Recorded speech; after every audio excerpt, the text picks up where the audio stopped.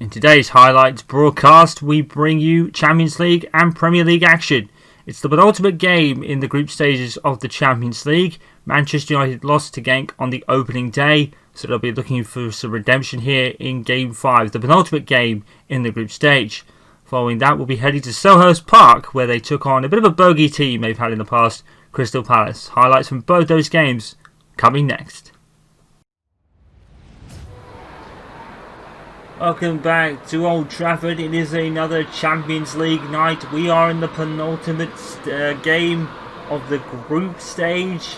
It is a rematch between Manchester United and Genk, a fixture that Manchester United lost on the opening night of the competition. They are looking for redemption here, but this team had the stuffing knocked out of it against Spurs in an epic clash in which Spurs overturned two instances of going behind, and well, that's why they're on the unbeaten team of the league so far. With Manchester United's Champions League form really not the best either. They are not running away with this group. It is just something is not clicking. Well, I don't think it's a case of that. I think it's just a case of huge unlucky in a lot of cases. Spurs was definitely a case of that. But there is certainly not one for not trying. Manchester United have had a real fight on their hands this season. And Dean Henderson comes in for David De Gea, who's been rested. Koulibaly retains his spot from Spurs. Aaron Henwood comes in, as does Bruno Fernandes back into the side. It's I think it's Malik up top for them today. And as we have a look at the Genk side, obviously Ito is the man that we circle. He did really well in the opening fixture, if you remember. It's Igalo up top, not Malik. My apologies. Sanchez is back, as is Jesse Lingard as well. So Fosu Mensah on the left and Brandon on the right, and Brandon Williams on the left. Phil Jones is with Koulibaly, as we said. Manchester United were just on such a different level in the first half. It was so unusual as Onachu and Henderson and Koulibaly really obstructed his goalkeeper there. They were very lucky to get away with that. It seems to be lapse in concentration like that are really hurting United this season. God has found Odion Igalo. Oh, what a strike. And he will take that. Odion Igalo has scored for Manchester United to give them the lead. Well, he wouldn't be the first name on the cheat sheet usually, but obviously the absence of Romelu Lukaku, an emergency loan needed, and Igalo has paid that forward, as it were. It's a good goal here, to be fair. As Lingard finds him, and Igalo steps up and strikes. Great goal. And it's 1-0 to United in a night that, if they win, they might just be able to book their place in the last 16. It has been a very tight-knit group, to be fair. I think this group is going down to the final day, but a win here for United would certainly help. And they have got it, and they lead by 1-0.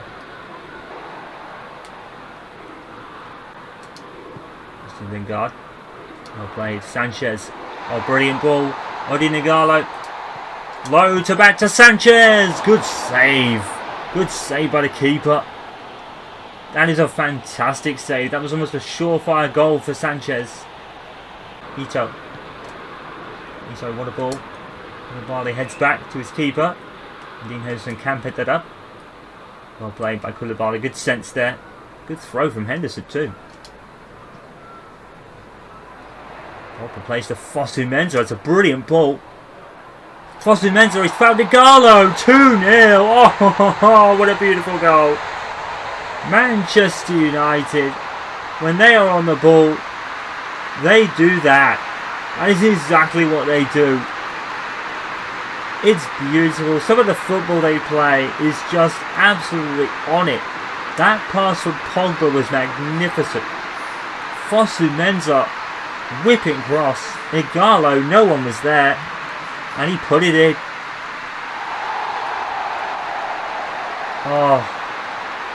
What a ball by Fosu-Mensah that is. Gregg Popovich has been singing his praises over the last season or so, and that's why. He may not be first choice over Diego Dalot, but Fosu-Mensah and Aaron Wan-Bissaka are certainly good second in commands, if you like. Manchester United 2, Genk 0. A far cry from the first fixture, and Gregg Popovich will take this as a momentum builder for the rest of the season.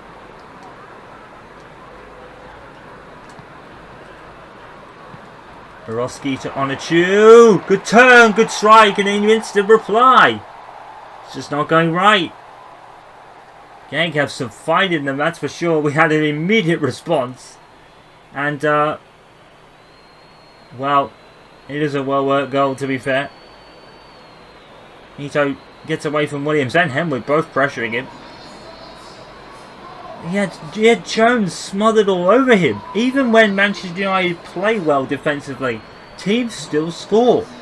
It's just the way football is. Jones does brilliantly. He smothers him. He's all over him. Dean Henderson probably should be saving that if we are going to put a little bit of criticism on him. But 2-1. No sooner had United pulled more ahead. Now they've been paid back a little. We're in again. That's the end of the first half. And Igalo has done it all for Manchester United up front.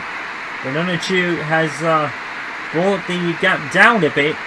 And it's rather unfortunate again, but it is a well-worked goal. And possession doesn't tell the story. But United certainly need more of the ball.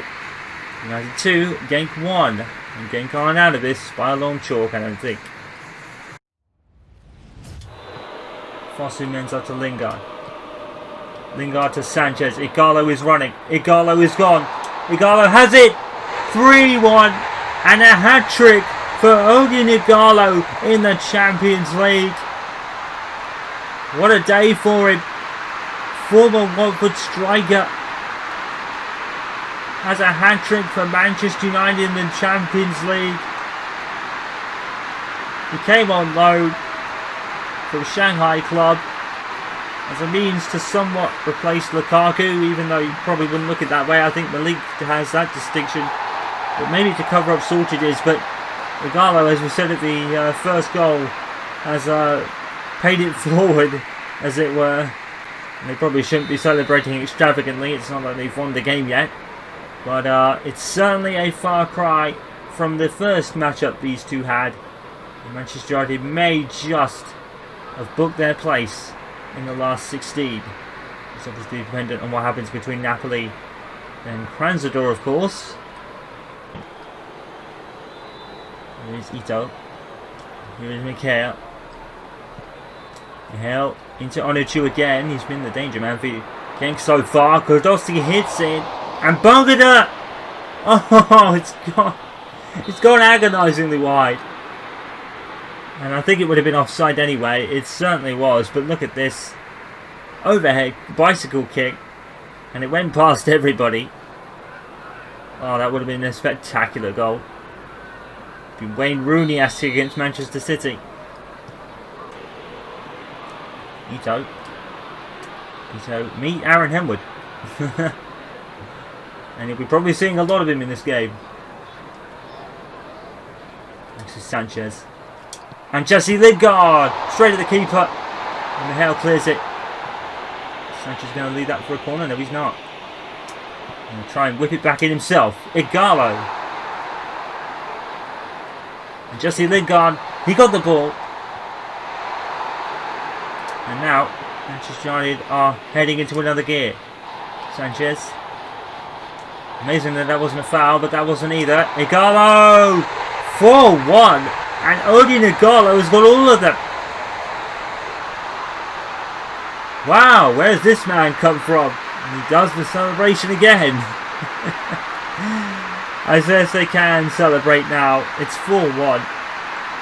Manchester United persistent Alexis Sanchez. That's what Gregg Popovich loves in a footballer. Hard work and persistence. And boy was Alexis Sanchez persistent. He found Igalo through a needle bag. Maybe there's life in him yet. And it's Manchester United 4, Genk 1. And I think it may be just about safe to say it's game over. Brandon Williams allowing his defenders to probably get back into position. And he's really going forward to challenge him at the moment.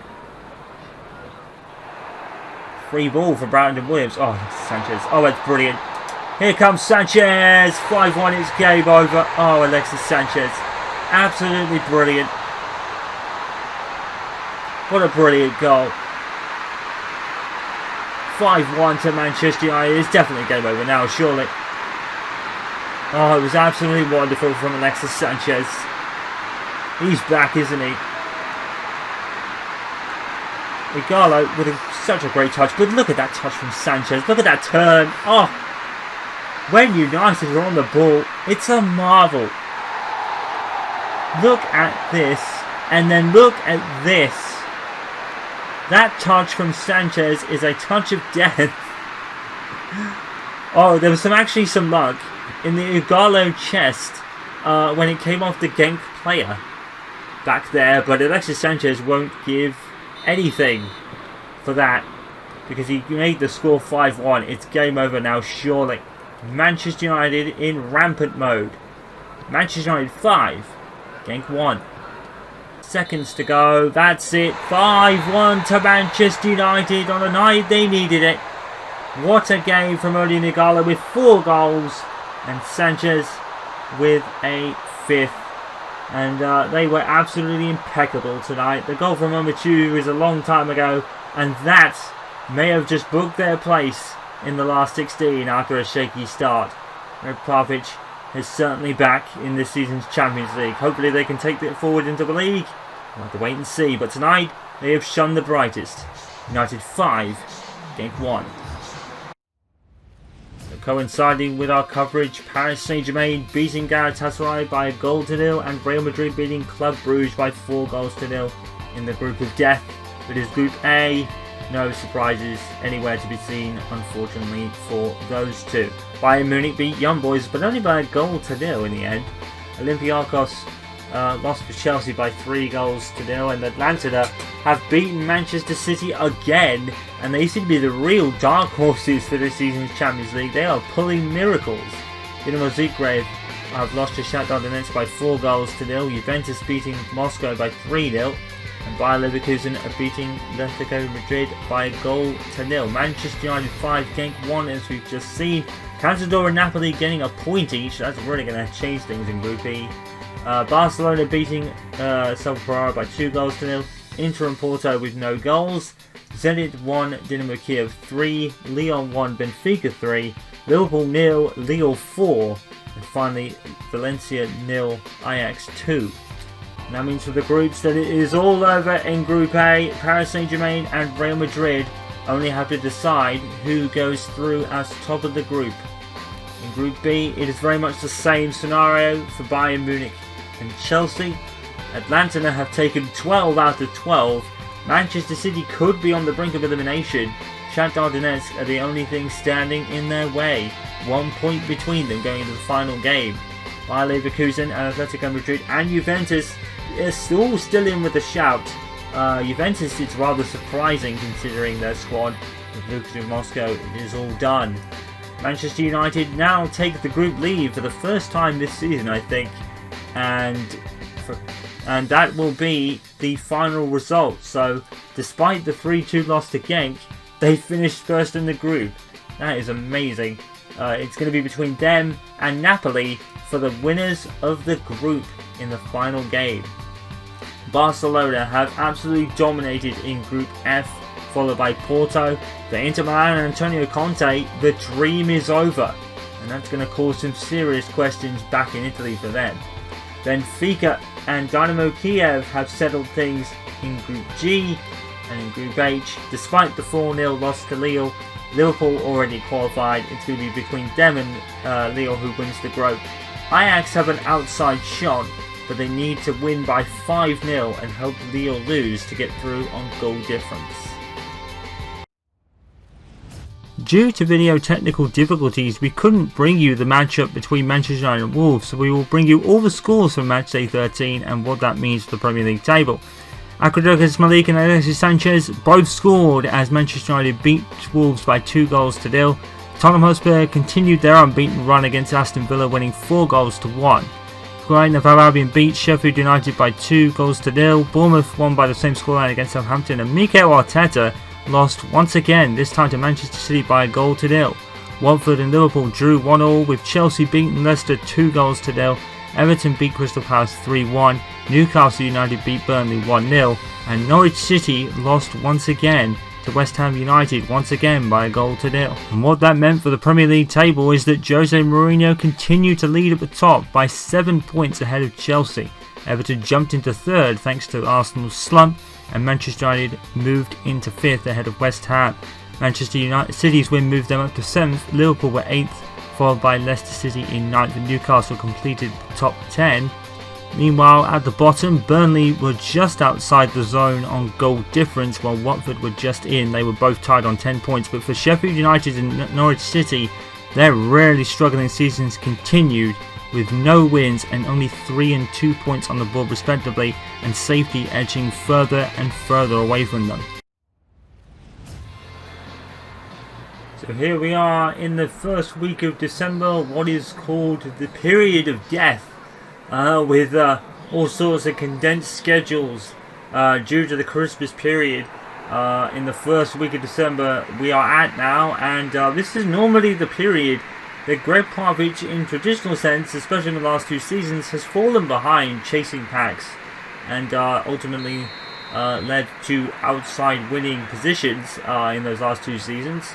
But this season is quite a bit different because it's already happened. The problem that Coach Popovich has had this season is just really getting a consistent run going. So this season he's actually further behind than he would be at this point, which calls to worry really. So we'll have to watch this space and see how we do, but if they could get a win here today against Crystal Palace, it would be a good builder of momentum. They are coming off a win against Wolves, 2-0 with goals from Sanchez and Malik. Back to the 3-5-2 today with all familiar names apart from maybe Andreas Pereira and Dean Henderson would be the 2 outliers here. Bruno Fernandes, Pogba, Andreas Pereira. Pereira decides to play to Mason Greenwood. And you normally bet your house on Mason Greenwood scoring from this position. Doesn't mean it'll be the last chance he gets in the afternoon though. No one there to stop him. He probably should be scoring in that scenario. Unfortunately this time it did not be the case, but it's a warning shot, no doubt about it. His Manchester United career. Marcus Rashford. Oh! Well, if he was aiming for the stands, he would have scored a perfect 10 on that one. Saka really just giving the ball away here, and Rashford probably should be scoring. I think he had his name in lights going for the big thunderbolt there. That's a pretty poor decision by his standards. It is something that people have been critical of Marcus Rashford in the past. His decision making isn't always the best, and I think there's another case of it there. 0 added on minutes, and that is the end of the first half. No goals, but Manchester United certainly have looked the better of the 2 sides in this first half, and they looked most likely to score, and they probably played their best 45 minutes of the season. Again, though, with less of the ball. 0-0 at the break. They've certainly proven that so far. They just haven't been able to pass Wayne Hennessy, the goalkeeper. Rashford, he nicks it from the defender. Oh! It's over again for Marcus Rashford, and Gregg Popovich is getting frustrated, because they've definitely had the better of the game so far. And like we said at the top of the show, a win would go a long way to install some confidence, because Manchester United have been short of it at times. They've not really been able to get a run going. Rashford is going to poke it in. Greenwood! Result is it? Oh, result was inevitable. Mason Greenwood doesn't score. Well, this is a strange game for sure. That looked like a surefire goal for Mason Greenwood. Oh, how did he miss? Hang on, hold. There it is. Plays through to Rashford. And here come Manchester United yet again. Rashford into Greenwood. Controls it. Shoots. Goal. There you go. And finally, Mason Greenwood has scored for Manchester United. And they have the lead. And it's another goal for the ever-brilliant Mason Greenwood this season. He has been the man alongside Anthony Martial. Wonderful run here for Marcus Rashford. And finally, a cross that works because there's no Palace defender near Mason Greenwood and you can't give him that open space. Looked up towards him, saw him, crossed in, controlled, bagged. Absolutely no quarter given there for Mason Greenwood. That's the opportunity he needed. A Schulp will be coming off for Townsend in a Crystal Palace substitution. And they are now behind. Palace 1, Manchester United, Palace 0, Manchester United 1. And it's another goal for the brilliance that is Mason Greenwood this season. Wilfried Zaha had the beating of Martial there. And here's Tosin. And Tosin is still going! Oh, what a strike! And Tosin has made his way and struck that beautifully past Team Henderson. And that is a good goal, to be fair. And Cheeks Tosin has given Palace a lifeline here.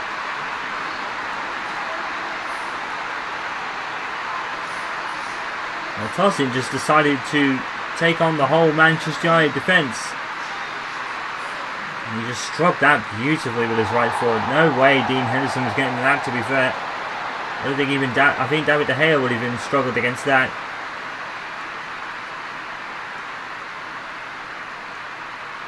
He just went past everybody.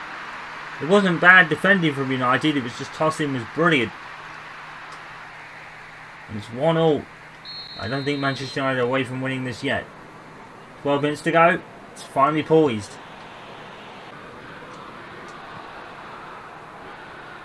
Here's Rashford.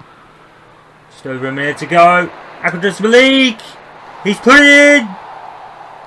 And it's 2-1. It is Fergie time. And it's Malik again. Well, how about that? Akadus Malik, who was probably heading down the criticism door for many fans for not really scoring an abundance of goals that he's been known for. But that was beautifully played. And Akadus Malik now doing what he does best and putting that in the back of the net. Rashford with the assist here. And we said earlier that Rashford's decision making has been rather questionable at times, but that was the right decision. And Malik may just have given Popovich a second consecutive win, a win that United so desperately need, with seconds to go. Fergie time, we were just entering it. 3 minutes to go. Manchester United on the verge of a second consecutive win for, I think, the first time this season. Henderson gets clear. I'm sure that's going to be it now. It is. Manchester United getting through with a win by the skin of their teeth, but they'll take it. A second consecutive win with goals from Greenwood and Malik. Tosin provided a threat late on, but Malik sailed it. So at the end of match day 14, here are the scores, and some vital ones have happened, which could change the title race dramatically. Manchester United, of course, beating Crystal Palace in our coverage. Aston Villa have beaten Wolves by 1-0. But Tottenham Hotspur remain unbeaten, but they have dropped 2 points against relegation-threatened Sheffield United. They could not get a point. They could not get all 3 points against the team in 19th place. That's a bit of a shock for the season if ever I saw one. Brighton losing 4-0 to Bournemouth, and Arsenal have dropped more points against Southampton, and like we said, that changes the title race dramatically now. Manchester City also dropped points against Watford. Chelsea have a late bid to chase Tottenham in the league at the moment. Well, not a late bid, but a mid-season bid to chase them, and they've beaten Liverpool by 2-0 today. Manchester City beat Norwich City 3-1. Burnley and Everton playing each other to a draw. And finally, West Ham United beating Newcastle United by 2-0. And this is what it means for the league table. Chelsea gains some points on Spurs, and Everton stay third. West Ham move up into fourth place with Manchester United on the verge, as they got it on a different stat other than goal difference. Arsenal's miserable mid-season is continuing. They have now dropped from the top of the Premier League down to 6th in the space of a few games. Leicester City climbed to 7th with City, Liverpool, Newcastle all being in the top 10. Meanwhile, down at the bottom there are no changes, with Watford pulling further away, but Sheffield United do have a point to celebrate with Norwich City. They are rooted to the bottom still for the moment with no wins, and that's the same case for Sheffield United as well.